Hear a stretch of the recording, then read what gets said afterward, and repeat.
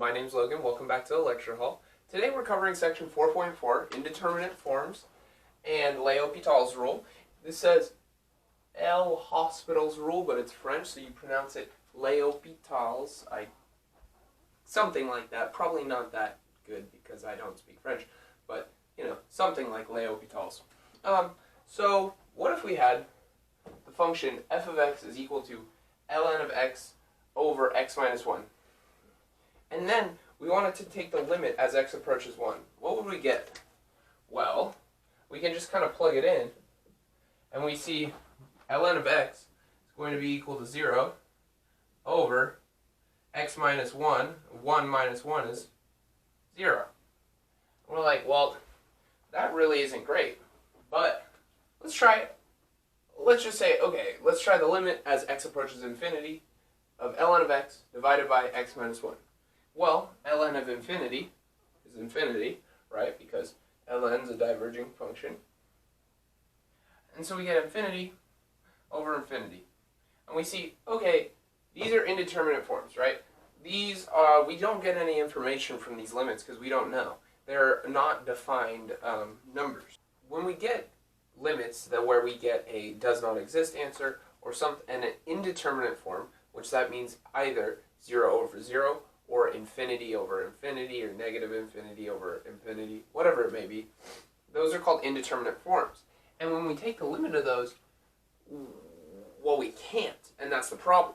But we have this little thing called Leopital's rule, and it states, suppose f and g are differentiable and g prime of x does not equal 0 on I at a. If the limit as x approaches a of f of x over g of x is equal to 0 over 0 or infinity over infinity, then the limit as x approaches a of f of x over g of x is equal to the limit as x approaches a of f prime of x over g prime of x. So what's that saying? It's saying that the limit of f of x over g of x is equal to the derivative of x divided by the derivative of g of x. So, one note is you can use this for left-handed or right-handed limits as well, one-sided limits, so it could be x approaches a minus or plus, whatever it may be, that works. And the other note is this is not equal to the limit as x approaches a of f of x, the derivative of f of x divided by g of x. And what am I saying? I'm saying you don't do quotient rule on it. It is the derivative of one divided by the derivative of another. So, if we get this, our limit as x approaches 1 of ln of x divided by x minus 1, well, we can take the derivative of both sides, and what do we get? If we take the derivative of ln of x, we get 1 over x divided by, what's the derivative of x minus 1? Pause the video, find it out. It's 1. Then what is this equal to? This is equal to 1 over x. And it's the limit as x approaches 1, so it's just equal to 1. And we can see, oh, that was really easy to solve it. And that's because Leopital's rule is great. But it only works for 0 over 0 or infinity over infinity, any indeterminate form. For the next part of the video, we're covering indeterminate products. What if the limit as x approaches a of f of x times g of x equals 0 times infinity? Well, that is an indeterminate product, because we don't know what that is. It's not necessarily 0. It's an undefined number.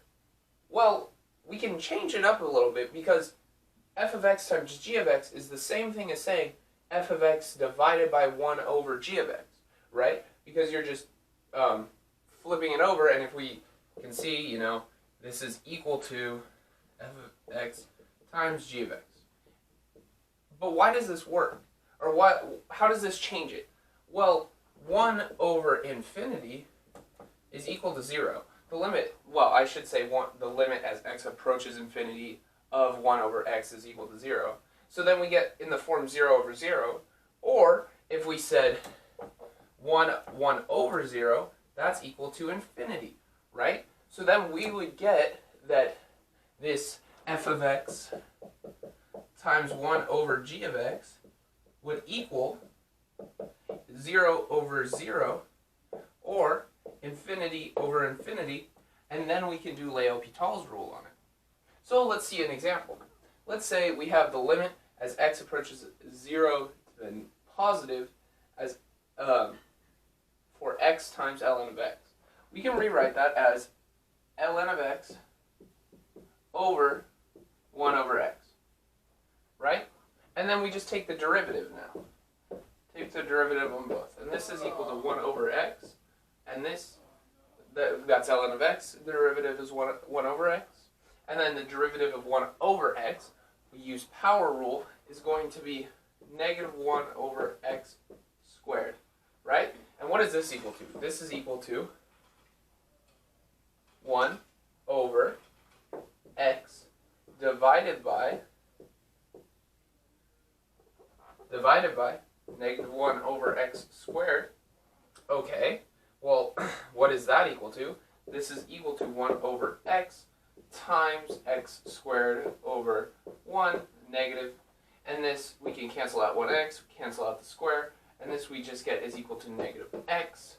And then we find that the limit as x approaches 0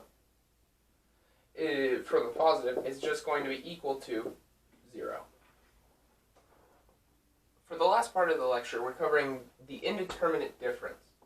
What if we get that the limit as x approaches infinity of f of x is equal to infinity, and the limit as x approaches infinity of g of x is equal to infinity? Then the limit as x approaches infinity of f of x minus g of x is equal to infinity minus infinity. Is that 0? No. Infinity minus infinity is not 0. So we get this indeterminate form because we don't know what this is. We have no idea. But what do we do then? Well, we want to get it in the form, something in the form, we want to convert the quotients so that we can use Leopital's rule. We want it one function over another function. We want to convert it to a quotient. So, what if we had this? We had limit as x approaches 1 plus 1 divided by ln of x minus 1 over x minus 1. We want to combine the two, because we get, oh, this is equal to infinity minus infinity. But what if we had, but this is also equal to x minus 1 minus ln x all over ln x, x minus 1 times x minus 1. Where do I get that? Well, I just cross multiplied, right? That goes to there, that goes to there, and then you subtract these two and you combine those two. Pretty simple. So now we have something we can do in Leopital's form, because we have a function over a function, right? We have an f of x over a g of x, and this would equal, I want to say 0 over 0. So we can do Leopital's rule. So let's just differentiate. We get 1 minus 1 over x divided by, well, we get ln of x times x minus 1. That's product rule. We get ln x times 1 minus x minus 1 times 1 over x. It should be plus. And where do we go? We keep going.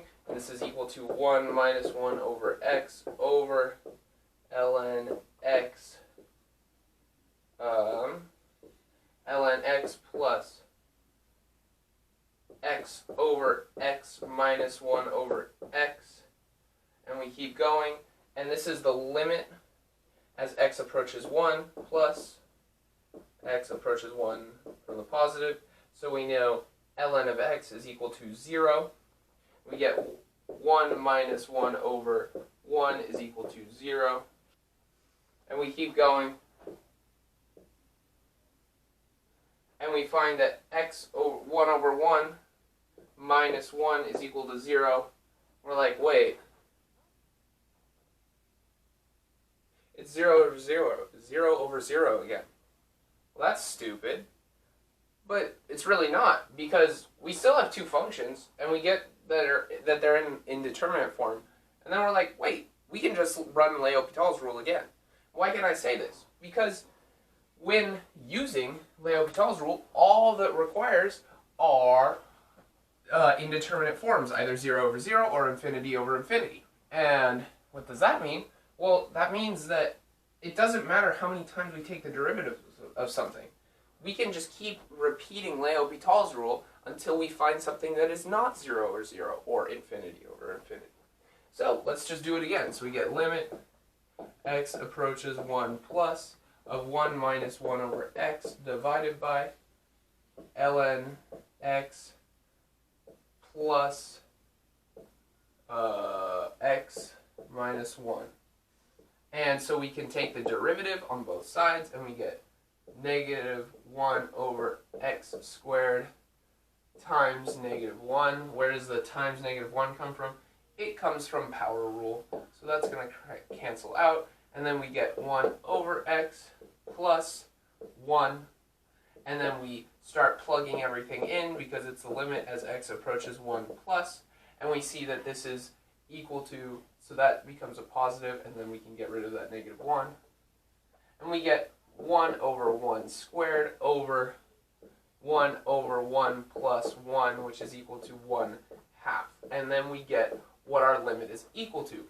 And this is the same. So the limit as x approaches 1 plus of 1 over ln x minus 1 over x minus 1 is equal to 1 half. And somehow that infinity over infinity, that equals 1 half magically, because of calculus. So Leopital's rule is very important because it helps you deal with these indeterminate forms, something we didn't know how to deal with until now. And also, they're always going to be 1 on the final. They're always on the final, so just watch out for it. Check the limit. If you get 0 over 0, infinity over infinity, let it go like, Leopital's rule. If you don't get one of those, you don't have to do Leopital's rule. You actually can't. So, that is all I wanted to cover for the lecture portion of the video. Let's transition into some practice problems. Wait. Hold up with the transition. I completely missed a whole page of my notes, and this is not the end of the lecture.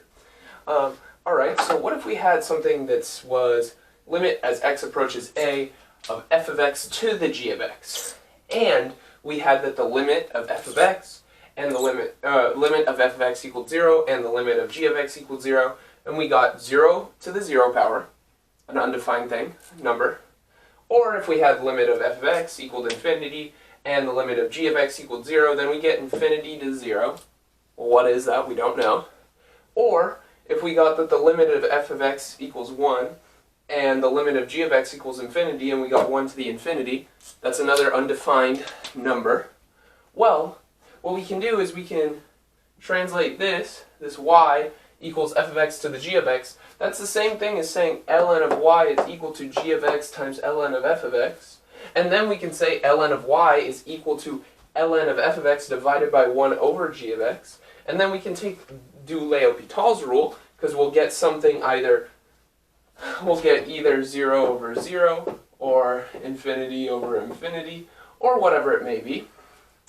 And we can do Leopital's rule, and we can do the limit of ln of f of x divided by 1 over g of x, and we can do Leopital's, and we get that the derivative is of these, and we can solve for that. But just remember, we have ln of y, so you have to get rid of the ln of y at the end. Okay, that's now we're at the end of the lecture. Let's continue with our transition.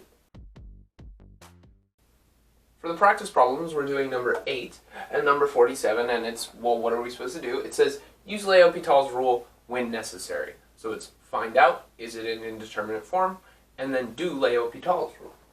Okay, perfect. So if we were to just do this, we see limit as x approaches 3 of x minus 3 of x squared minus 9.